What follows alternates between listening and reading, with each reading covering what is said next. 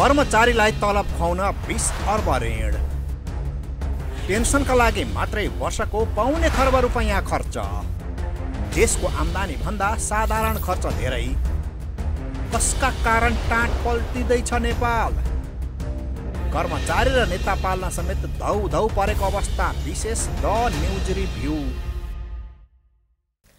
नमस्कार, खास न्यूजको बहुकोणी चिरफार गर्ने कार्यक्रम द न्यूज रिभ्यूको आजको अङ्कमा स्वागत छ। म रिचा दाहाल।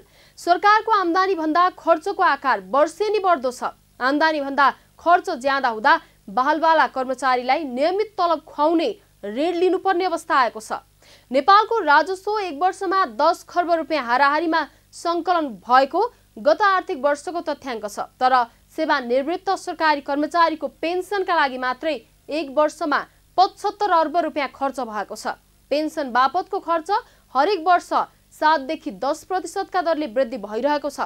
यही रफ्तारमा पेन्सन खर्च वृद्धि हुने हो भने अबको 10 वर्षभित्रै देशको कुल राजस्व सेवा निवृत्त कर्मचारीको पेन्सनमा मात्रै खर्च हुने देखिन्छ। गत आर्थिक वर्षको अन्तिम 4 महिना सरकारले देशको ढुकुटी रित्तिएका कारण अवकाश कर्मचारीको पेन्सन 4 महिनासम्म रोकेको थियो। यसैगरी बहालवाला कर्मचारीलाई तलब खुवाउन 20 अर्ब रुपियाँ आन्तरिक ऋण उठाएको थियो भने पहिलेको 10 अर्ब ऋण नवीकरण गरेको थियो। सरदर 9% ब्याज तिर्ने गरी उठाइएको त्यो आन्तरिक ऋण सरकारले अझै तिरेको छैन, जसका कारण चालु आर्थिक वर्ष राज्यलाई अझै ठूलो आर्थिक बोझ पर्ने निश्चित जस्तै छ। कर्मचारीलाई नियमित तलब खुवाउन सकस भइरहेका बेला पूर्व कर्मचारीलाई दिनुपर्ने मासिक भुक्तानी पेन्सनले सरकारको आर्थिक व्ययभर थप बढाएको छ। जसोतसो बहालवाला कर्मचारी पालिरहेको सरकारले पूर्व कर्मचारीलाई दिने पेन्सनका लागि अतिरिक्त स्रोत जुटाउन सकिरहेको छैन। नियमित राजस्वबाटै दैनिक प्रशासन चलाउनेदेखि कर्मचारी पाल्ने, विकास निर्माण गर्ने र पूर्व कर्मचारीलाई पेन्सनको व्यवस्था मिलाउनु पर्ने हुन्छ। दर्शकवृन्द, आजको द न्यूज रिभ्यूमा प्रस्तुत छ कर्मचारीलाई तलब तथा पेन्सन उपलब्ध गराउन सकस तथा यसको कारण उत्पन्न असन्तुष्टिका सन्दर्भमा हाम्रा सहकर्मी बिन्दुकान्त घिमिरेले तयार गरेको टिप्पणी। कर्मचारीलाई तलब खुवाउन 20 अर्ब ऋण। पेन्सनका लागि मात्रै वर्षको पाउने खर्ब रुपैयाँ खर्च। देशको आम्दानी भन्दा साधारण खर्च धेरै। कसका कारण टाँट पल्टिँदैछ नेपाल? कर्मचारी र नेता पाल्न समेत धौ परेको अवस्था। विशेष द न्यूज रिभ्यू। कर्मचारी तन्त्र भनेको कर्मचारीहरूले गर्ने शासन भन्ने बुझिन्छ। यो अर्थमा कर्मचारीहरूले राज्यमा गर्ने शासनलाई कर्मचारी तन्त्र भनिन्छ।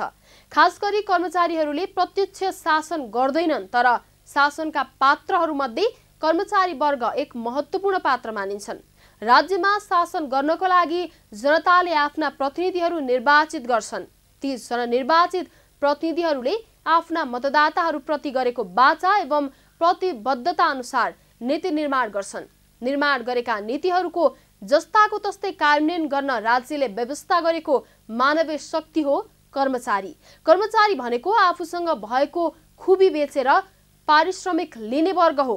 कर्मचारी वर्गले आफ्नो सिप र क्षमताको बिक्री गरेर निर्धारित पारिश्रमिक लिन्छ। कर्मचारीको नियुक्ति, भर्ना, पदस्थापनाका विश्वव्यापी रूपमा निश्चित प्रक्रिया र विधिहरू छन्। एउटा महत्त्वपूर्ण विधि र प्रक्रिया मानिन्छ योग्यता प्रणाली। नेपालमा पनि लोकसेवा आयोगको परीक्षा उत्तीर्ण गरेपछि कर्मचारी नियुक्तिका लागि सिफारिस हुन्छ। हजारौं जनाको प्रतिस्पर्धाबाट छनौट भएर आएको कर्मचारी मुलुक र जनताको सेवा गर्न पवित्र उद्देश्यका साथ जागिरमा प्रवेश गरेको हुन्छ। आफू योग्यतम व्यक्तिको रूपमा जागिरमा छनौट भएको हुनाले कर्मचारी आफूप्रति गौरव अनुभूति पनि गर्छ। कर्मचारीले राज्यबाट आफ्नो ऊर्जा र मेहनत बिक्री गरे बापतको पारिश्रमिक लिने हो। यसैबाट उसले आफू र आफूमा आश्रित परिवारको भरण पोषण गर्छ। कर्मचारी वर्ग तलब सुविधा पाउने वर्ग हो, वेतन भोगी वर्ग हो। वेतन पाइराख्ने हुनाले स्वार्थी हुन्छ भनी नागरिकबाट आरोप पनि लाग्ने गरेको छ। यसको अर्थ तलब भत्ता लगायतका सेवा सुविधा पाउने हुनाले ऊ सुविधा भोगी हुन्छ। कर्मचारी वर्ग कानुनद्वारा निर्देशित हुन्छ। उसको नियुक्ति, सरुवा, बढुवा, सेवा सुविधा लगायतका सबै विषयहरू कानुनले निर्धारण गरेको हुन्छ। कानुनको अक्षरंश पालना गर्नु, देश र जनताको सेवा गर्नु कर्मचारीको पहिलो दायित्व हो। राजनीतिक नेतृत्वले दिएको योजनालाई कार्यान्वयन गर्नु कर्मचारीको अर्को दायित्व हो। कर्मचारीले चाहँदैमा मन लागेको काम गर्न पाउँदैन। ऊ आम नागरिक भन्दा फरक हुन्छ। राज्यको प्रत्येक नीतिको कार्यान्वयनकर्ता कर्मचारी हो। कर्मचारीले आम नागरिकको सेवा प्रवाहमा निष्पक्षता, तटस्थता र जवाफदेहिताको सिद्धान्त अनुसरण गरेको हुन्छ। राजनीतिक नेतृत्वले लिएको सोच, लक्ष्य र उद्देश्य पूरा गराउनका लागि इमानदार भएर काम गर्ने वर्ग कर्मचारी हो। राजनीतिक नेतृत्व निश्चित र छोटो अवधिको लागि जनताबाट निर्वाचित हुन्छ, तर कर्मचारी तुलनात्मक रूपमा लामो समयका लागि नियुक्त हुन्छन्। त्यसैले कर्मचारी तन्त्रलाई स्थायी सरकार भनिन्छ। कर्मचारी राजनीतिक नेतृत्वको सल्लाहकार पनि हो। कर्मचारी बिना देश चल्दैन।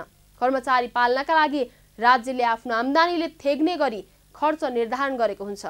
तर हाम्रो देशमा यति बेला राज्यको आम्दानीले कर्मचारी पाल्न पुगिरहेको छैन। जनसङ्ख्याका तुलनामा सबभन्दा धेरै कर्मचारी पाल्ने देशमध्ये नेपालको नाम पहिलो नम्बरमा आउँछ।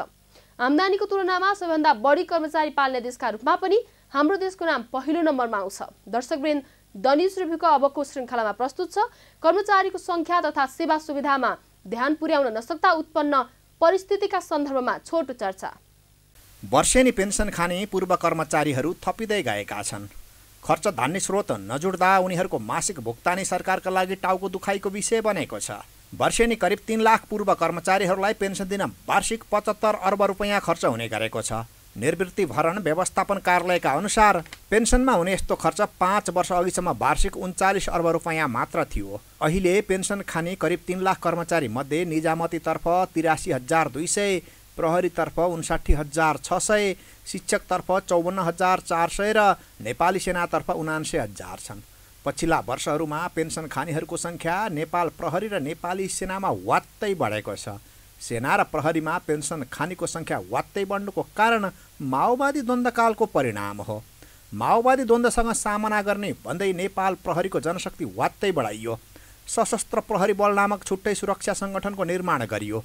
यसै गरी नेपाली सेनाको जनशक्तिलाई 45,000बाट बढाएर 95,000 पुर्याइयो।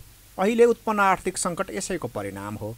विगत 5 वर्षको अवधिलाई हेर्ने हो भने पेन्सन खानेहरूको सङ्ख्या 2,18,000बाट बढेर 2,96,000 पुगेको देखिन्छ।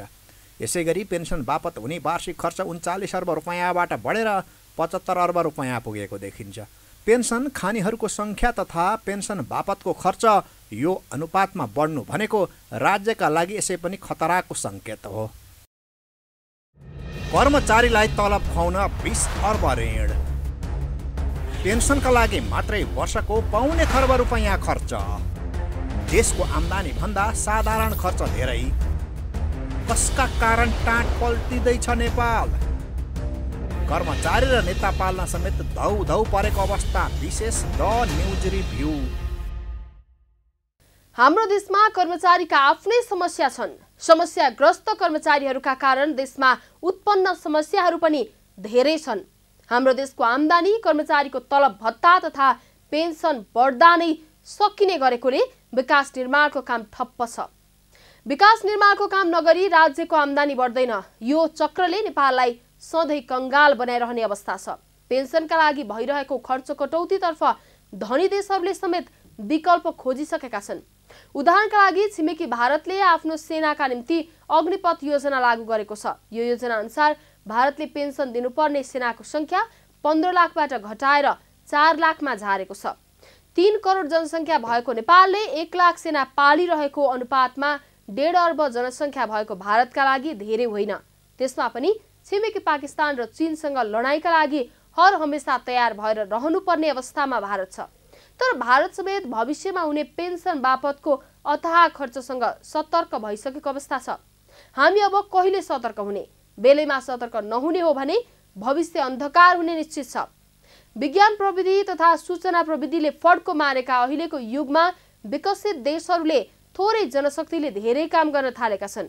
विगतमा 10 जनाले गर्ने काम अहिले 1 जनाले नै गर्न सक्ने गरी विज्ञान तथा सूचना प्रविधिको विकास भएको छ। तर हामी कहाँ सरकारी कर्मचारीको संख्या घटाउनु भन्दा उल्टै बढाइँदैछ। विनाशकाले विपरीत बुद्धि भनेको यही हो। दर्शकवृन्द, द न्युज रिभ्यूको अबको श्रृङ्खलामा प्रस्तुत छ यसै सन्दर्भमा छोटो चर्चा। सरकारी सेवामा योगदान गरेकालाई पेन्सन दिने भने व्यवस्था कानुनमै भएकाले बहालवाला कर्मचारीहरूको तलबसँगै पेन्सन पनि राज्यको अनिवार्य दायित्व हो। सरकारी सेवामा प्रवेश गरेर 20 वर्ष योगदान गरेका कर्मचारीलाई राज्यले जीवनभर पेन्सन दिनुपर्ने व्यवस्था छ। अझै कर्मचारीहरूको मृत्यु पश्चात पनि उसको परिवारलाई पेन्सन दिनुपर्छ। कतिपय पूर्व कर्मचारी यस्ता पनि छन् जसले 20 वर्ष सरकारी सेवा गरेर 50 वर्षसम्म पेन्सन बुझिरहेका छन्। 40 देखि 50 वर्षसम्म लगातार पेन्सन बुझ्ने कर्मचारीहरूको संख्या करिब 5000 छ। निवृत्ति भरण कार्यालयका अनुसार 2026 सालदेखि अहिलेसम्म निरन्तर आफैले पेन्सन बुझ्ने पूर्व कर्मचारी पनि छन्। सरकारी सेवामा आकर्षण हुनुको एउटा कारण पेन्सन पनि हो। पछिल्लो समय भने सरकारले पेन्सनको विकल्प रिटायर्ड कर्मचारीलाई एकमुष्ट उपदान दिँदै आएको छ। तर सेना र प्रहरीमा भने पेन्सनको व्यवस्थालाई निरन्तरता दिएको छ। हरेक वर्ष सरकारी खर्च बढिरहेको छ, तर सरकारको आम्दानीको स्रोत भने बढ्न सकेको छैन। अघिल्लो वर्षको तुलनामा उल्टै सरकारी आम्दानी घटेको छ। सरकारले आम्दानी अनुसारको खर्च व्यवस्थापन आन्तरिक ऋण, वैदेशिक सहायता र अनुदानबाट गर्दै आएको छ। सरकारको खातामा रकम थोरै हुने तर खर्च बढ्दा अर्थतन्त्रमा चुनौती थपिरहेको छ। गत असार मसान्तसम्म सरकारका विभिन्न खातामा 71 अर्ब 98 करोड रुपैयाँ मात्रै नगद मौजदात थियो। यस्तो मौजदात भन्दा बढी खर्च मासिक रूपमै हुने गरेको छ। कर्मचारीलाई तलब खुवाउन 20 अर्ब ऋण, पेन्सनका लागि मात्रै वर्षको पाउने खर्ब रुपैयाँ खर्च, देशको आम्दानी भन्दा साधारण खर्च धेरै, कसका कारण टाँट पल्टिँदैछ नेपाल? कर्मचारी र नेता पाल्न समेत धौ परेको अवस्था। विशेष द न्युज रिभ्यू।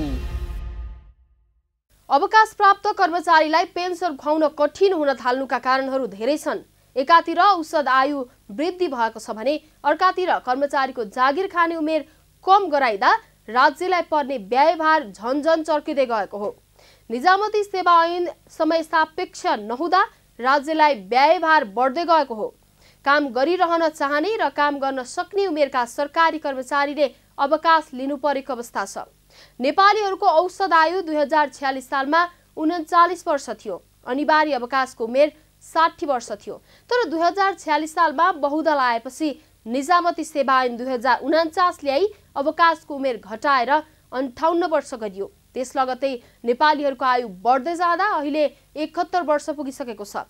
निजामती सेवा ऐन 2049 जारी हुनु अघि यो जागिर खाने उमेर हद 60 वर्ष र औसत आयु 46 वर्ष भएका कारण पेन्सनमा खासै रकम खर्च हुँदैन थियो। तर अहिले जागिर खाने उमेर हद 58 र औसत आयु 71 वर्ष भएका कारण पेन्सनका लागि ठूलो धनराशि खर्च हुने गरेको हो। पञ्चायती व्यवस्थामा अभ्यस्त माथिल्लो अहोदाका केही कर्मचारीले नयाँ सरकारलाई सघाउन आनाकानी गरेपछि उनीहरूलाई हटाउन गिरिजाप्रसाद कोइराला पहिलो पटक प्रधानमन्त्री हुँदा अवकाशको उमेर घटाइएको थियो। दर्शकवृन्द, द न्युज रिभ्यूको अबको श्रृङ्खलामा प्रस्तुत छ देश कसरी टाट पल्टदैछ भन्ने सन्दर्भमा छोटो चर्चा। अवकाशको व्यवस्था नफेरिने तर औसत आयु बढ्ने गर्दा 58 वर्षमा अवकाश पाएकालाई राज्यले लामो समय पेन्सन दिनु परेको छ।